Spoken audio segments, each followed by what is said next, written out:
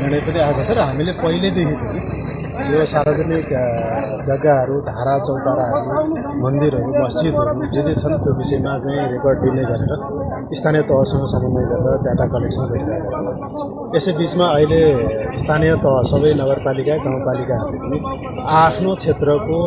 सार्वजनिक जग्गा अतिक्रमण र सार्वजनिक क्षेत्रहरूको अतिक्रमणको विषयमा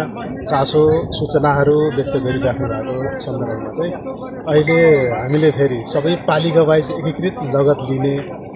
गरेर तयारी सुरु गरेका छौँ र कतिपय ठाउँमा खास गरेर चाहिँ सिँचाइ आयोजनाहरू, वन क्षेत्रका आयोजनाहरू अथवा वन क्षेत्रहरूमा अतिक्रमण भएको जग्गाहरू सम्बन्धित कार्यालयहरूले पनि लगत लिएको अवस्था छ।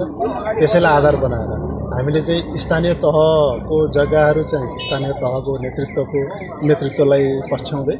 र आयोजनाहरू खास गरेर सिँचाइ आयोजनाहरू, अरू सम्बन्धित आयोजनाहरूको जग्गा सम्बन्धित निकायहरूबाटै लगत लिएर त्यही अनुसार चाहिँ अब सार्वजनिक अतिक्रमणहरू हटाउँदै जाने गरेर त्यसको लगत पनि राख्ने र लगत राखेपछि त्यो सार्वजनिक अतिक्रमण भएको जग्गाहरू हटाउने निर्णय स्थानीय तह वा सम्बन्धित आयोजनाहरूले गर्नेदेखि हामी सुरक्षा संयन्त्रहरू परिचालन गर्ने गरेर तयारी गर्छौँ।